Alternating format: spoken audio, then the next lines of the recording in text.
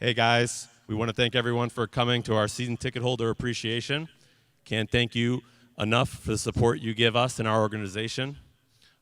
We have a nice little guest here, Rick Nash with Jeff Rimer for our Chalk Talk. So they're going to get us started. Thanks again, guys. Good morning, everyone.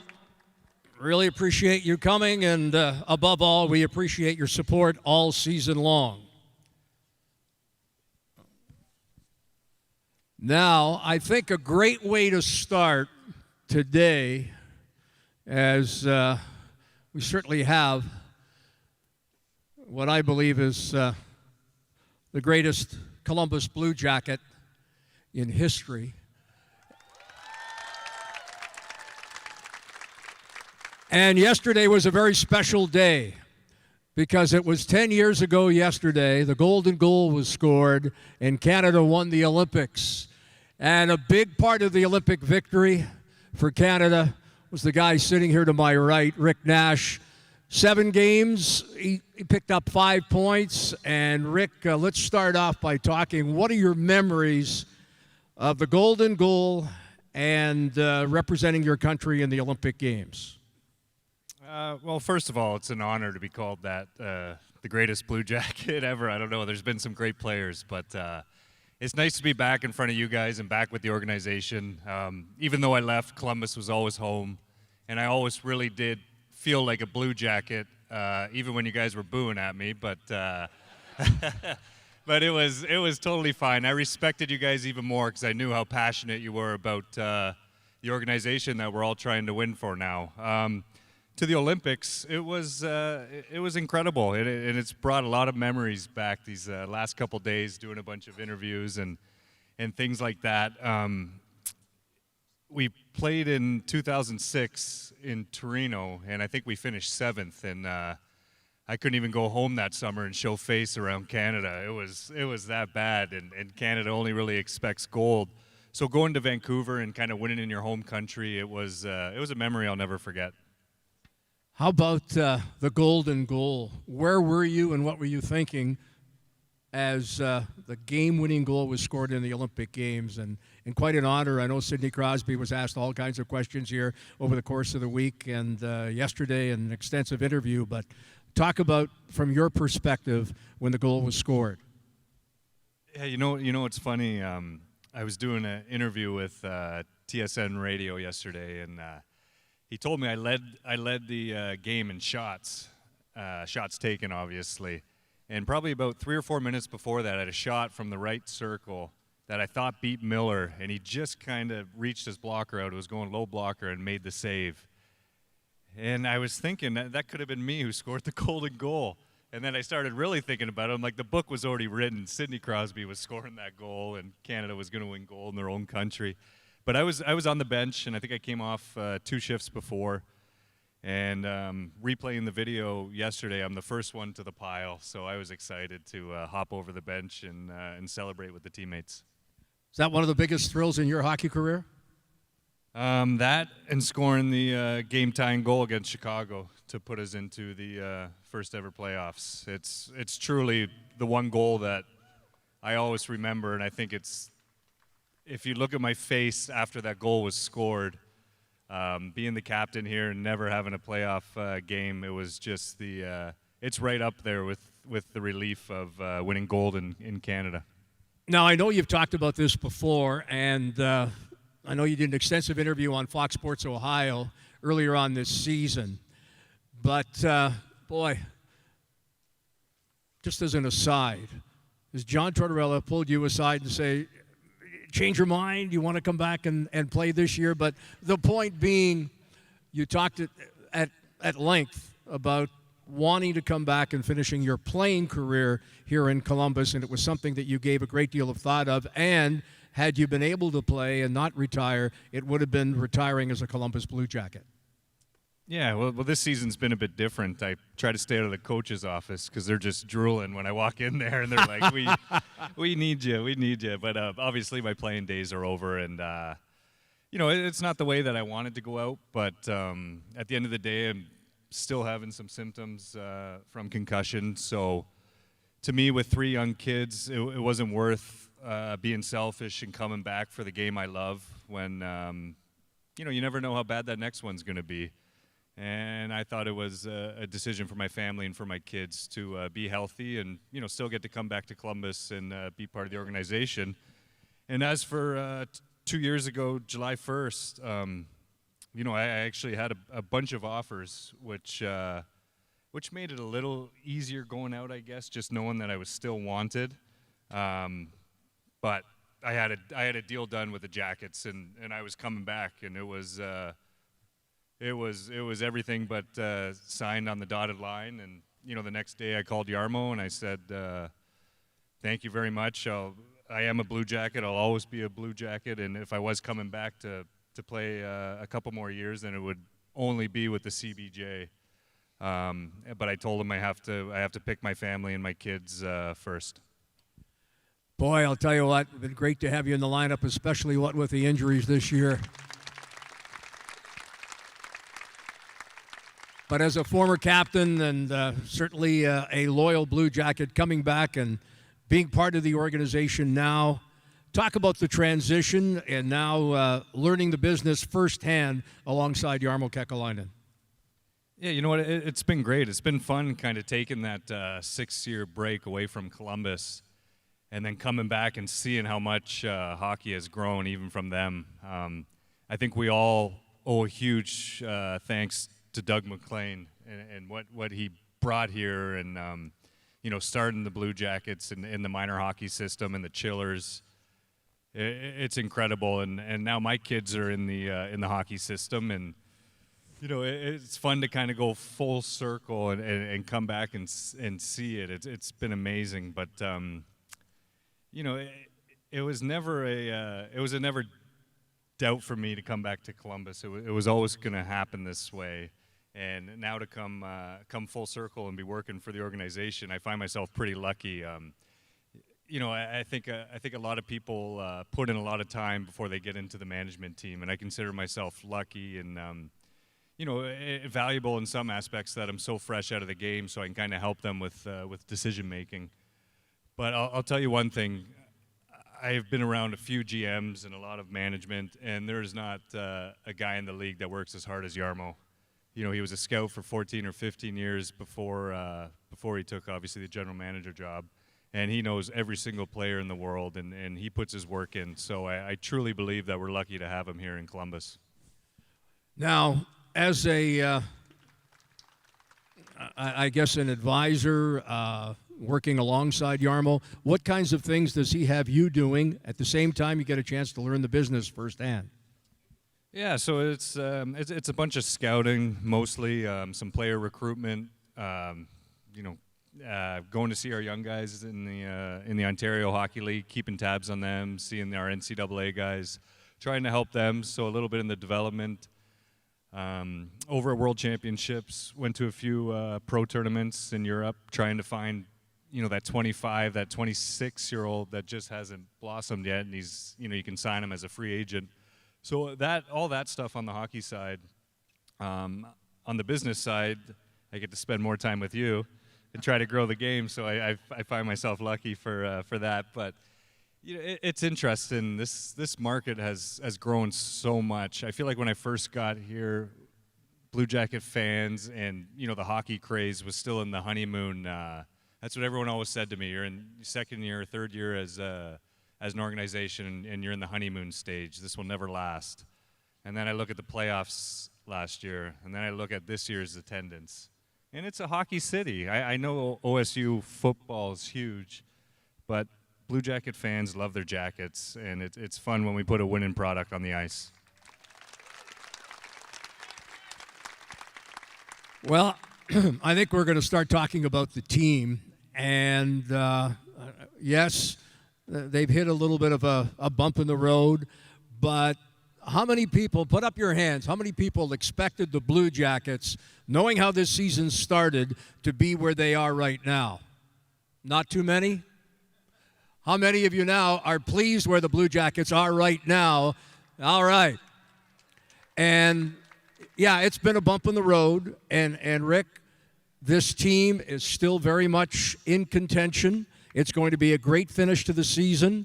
And we know that the Blue Jackets are going to regain their momentum here. We've got 16 games here remaining. It's going to be a fight to the finish. This morning I was checking out the respective schedules of the teams. And yes, the Blue Jackets have a tough schedule, but so do those other teams. And the Blue Jackets are right there, and they're doing it despite the injuries and injuries to key players.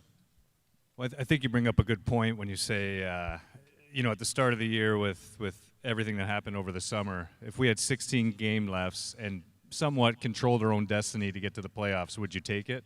And I think a lot of us would say yes. Without a doubt. So I think first you got to give credit to the coaching staff, what they've done with this year and kind of changing the system and trying to play more defensive.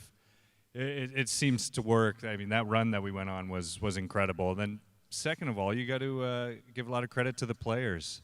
They've been battling through injuries. It's not easy to get hurt and then come back, and it seems like all our regulars have been through that. So it's been impressive to watch from up top. And another thing is you got to give credit to the scouts. I mean, to lose 10 or 11 regulars and then have the depth in your organization to still be in a playoff race, it's really impressive. So I know we have the right people in place here. We have the right players on the ice.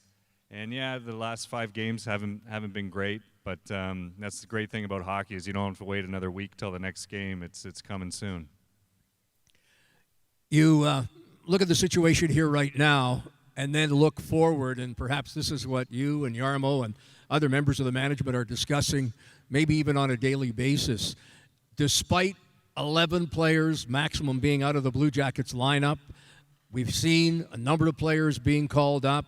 We had Liam Foudy come up from your old junior club in London. What an impressive young NHL debut he had, and it certainly bodes well for the future. So, yes, despite all the injuries, despite all the call-ups, the Blue Jackets' future is certainly a bright one. Yeah, it is. It seems like we're in a good position here with a lot of young guys coming up, in the respective leagues that are playing well. And Liam was a example of that, stepping right into the NHL game and having an impact. It's too bad that the CBA has rules where you can't play him much more than we did. But the Jackets are in a good spot with their young players, and it takes time for them to develop. But the scouts and the management have done a great job. What's impressed you most about the players that have come up from Cleveland and had an impact on the team? I think Gerby's became a fan favorite pretty fast, and I played against him. I went to camp with him in New York, so I know how hard he works on the ice, and I know how dedicated he is off the ice. So we're lucky to have him here in Columbus, but we're also lucky to have him in Cleveland because he's a great example for our young guys. He's a true pro. Obviously, the goaltenders, it was a big question mark this summer, and everyone was asking us about the goaltending question mark. And it was funny being in all those meetings upstairs. Jarmo was not concerned once, and obviously there's a reason why. Elvis has been great, and Jonas was an all-star selection. So that's been another question mark answered, I guess. No, we should talk about the goaltending because if we look at, as you point out, going into the season and all the question marks elsewhere outside of Columbus and perhaps outside of the management offices, and you point out Jarmo was certainly more than ready to see Jonas Korpisalo get the start that he had this season. And I think it was right here last year. How many of you were here for our Chalk Talk last year when Jarmo talked about Elvis Merzlikins, who then was reputed to be and certainly has proven to be just that, the best goaltender outside the National Hockey League. So Jarmo, as you point out, rightfully so, going into the season, it was not an issue, not going to be an issue, and he was quite confident with the goaltending moving forward. Yeah, he was. And it comes back to that scouting background, I guess. So he's seen it a million times. But we're in good hands with him. And, so it's funny to hear him talk about some other players that we have in other leagues and how high he kind of puts them up on his list. And there's reasons for that because he knows the game. All right. Anybody here have questions? Because I'll make my way around and give you guys an opportunity to ask a question here. Here's a young guy. Do we get to skate with the Blue Jackets?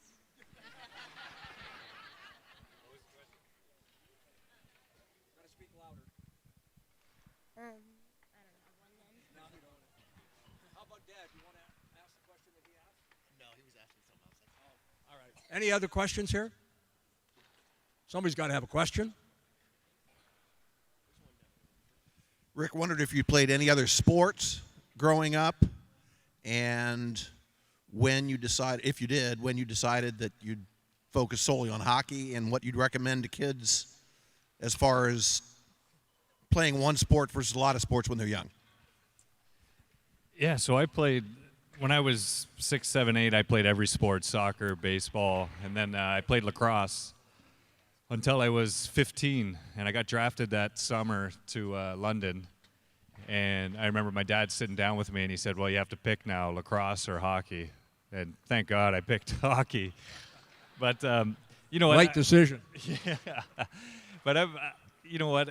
I think kids, when they're young, they should play all different sports. I truly believe it. It's just tough now because a lot of the kids are one-sport kids, and they're getting ahead of the kids that are playing multiple sports.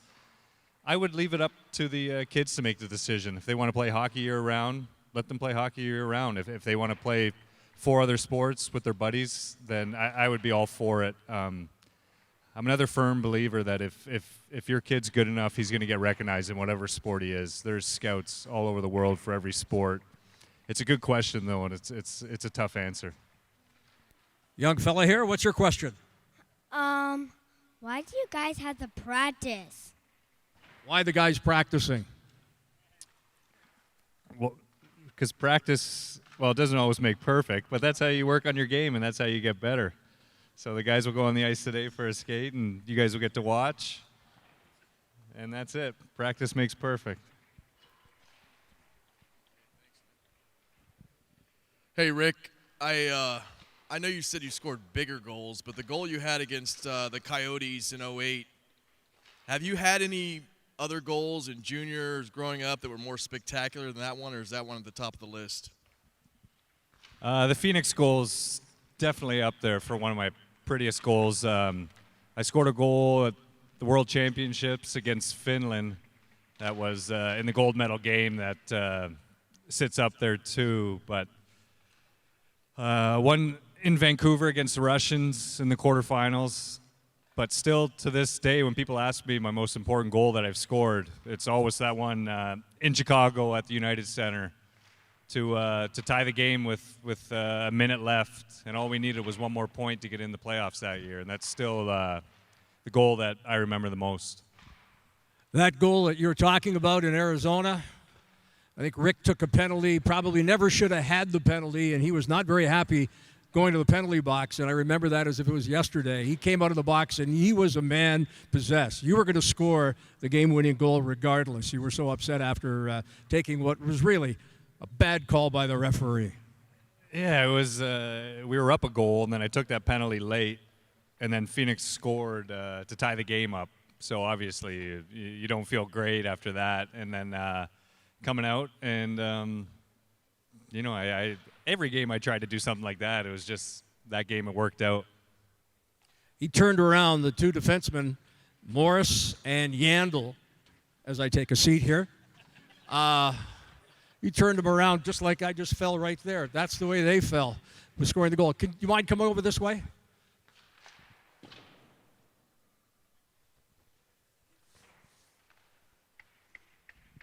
Who was your favorite player that you look forward to playing against, and who was your least favorite player that you played against? My first year, I got to play against Mario Lemieux, and growing up watching him, that was unbelievable. And I remember it was right over on that face-off dot over there. I think it was there. Anyways, it was on a face-off. I was lined up beside him, and the puck came right in between us. And I went to lift his stick, and he moved it, and I high-sticked him right in the face. I mean, just to high-stick Mario Lemieux in the face, it was the best 5-minute major I ever took. As for players that you didn't like playing against, Chris Pronger was always a big D man that just played mean. You know, you'd be in the ice bath after playing against him. Other than that, you know, there's so many guys that are tough to play against, so many guys that are so skilled, so many guys that chirp a lot. We'd have to sit here for a while and tell you guys stories for a couple hours. Another young man here has got a question. Who's your favorite player on the Jackets? Someone that's on the ice right now. Is Jared Bull out there yet? Does he count? He could be coming back right now to help the injured guys. You know what? It's been fun to kind of hang around and get to know these guys because I think only Cam, Savvy. I'm trying to think who else was here when I was here. Those guys were up and down guys from the AHL, so it's been fun to see them grow into icons of the CBJ.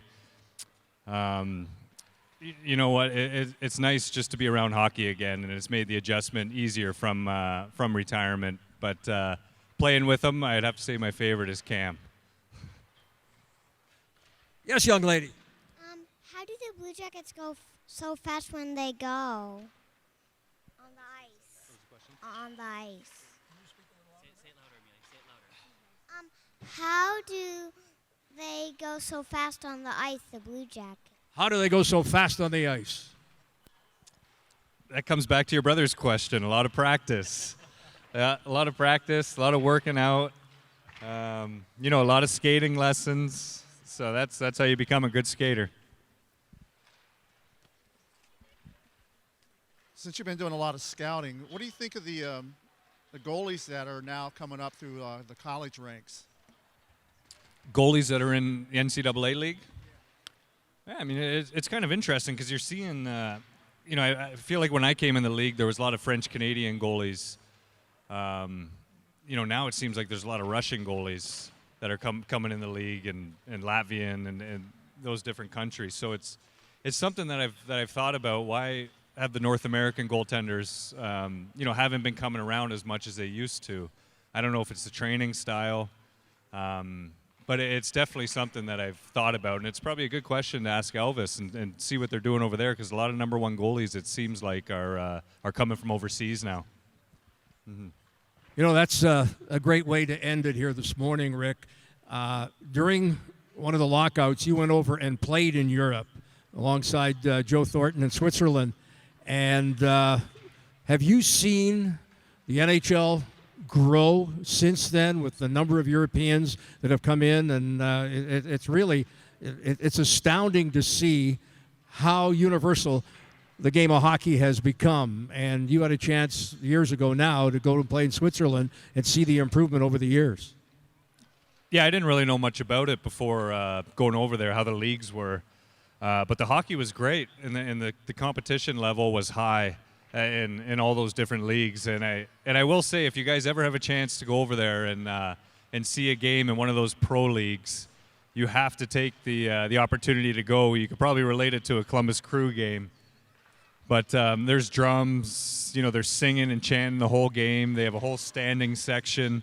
The one time we were in the playoffs, they had to suspend the game due to smoke because the guys were lighting flares because we were up 4-0 in the first period.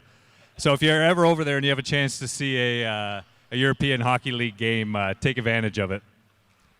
Ladies and gentlemen, how about a nice hand for Rick Nash?